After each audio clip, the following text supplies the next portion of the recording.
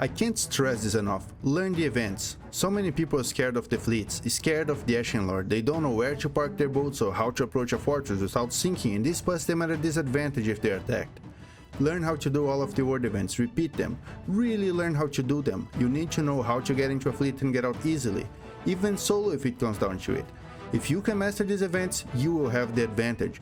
You can use it to lure enemy ships and sink them. If you have advanced knowledge of the events, you'll be better prepared when it comes to a fight. If you're wondering who the hell is this guy to give advice, I'm Danessad.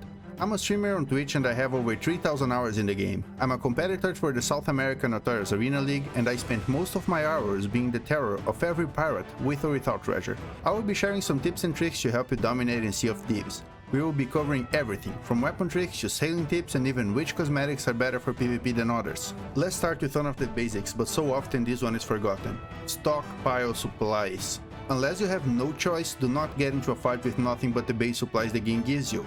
If you're pulled into combat with 40 cannonballs and 8 bananas, you likely won't make it out with a ship.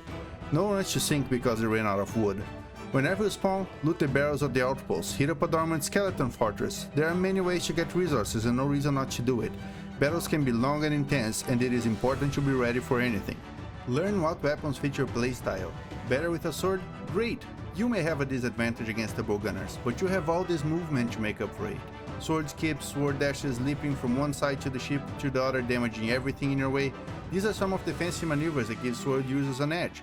With a sniper you have the quick scope, different shot variations that you can do, close-up shots that will always hit an enemy. With the blunderbuss you have the one blundy and you have the fake crosshair with the pistol. Make sure you know how to use all of those, and which fit your playstyle the best. I will be making more in-depth videos of each of the weapons and tactics, so if you want to be notified when those are out, hit that bell icon. Whatever weapons you choose, try to master them. If you change weapons every 10 seconds, you'll never learn how to use any of them, and you'll be outskilled in a fight, always. Know where you need to be in a fight. Always fighting on your ship or always fighting on your enemy ship are never a rule. Even as an assigned boarder for a galleon team, I still spend a majority of my fighting time on my own ship. If your ship is in trouble, if you need to be firing cannons, or if you're not losing angle with the enemy team, there is no reason you should be boarding them unless you're about to sink them. Check if your boat is in good shape before you leave to board. Your boat should need nothing before you leave. Being on the enemy ship is cool and all that and makes for great clips, but it is not effective if your ship is in trouble and your crewmates need you.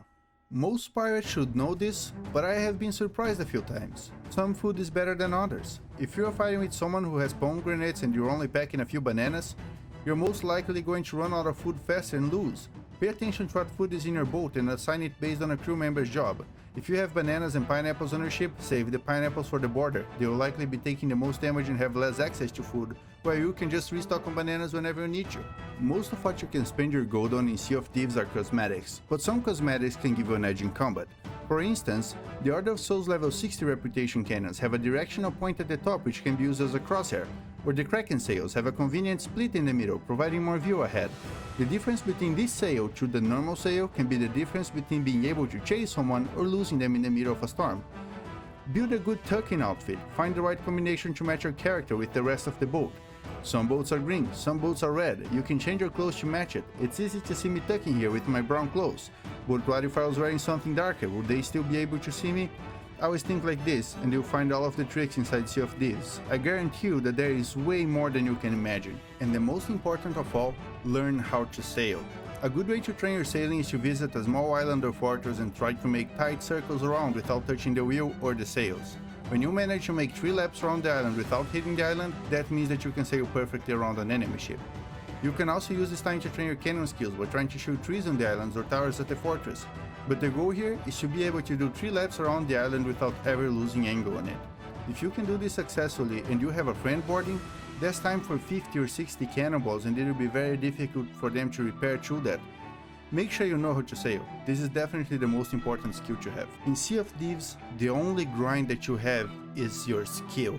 No one really cares for your cosmetics, for your gold, for your titles or reputation. Whatever you are doing, learn something from it. Learn how to lose. If you lose and you learn nothing from it, that is truly a loss.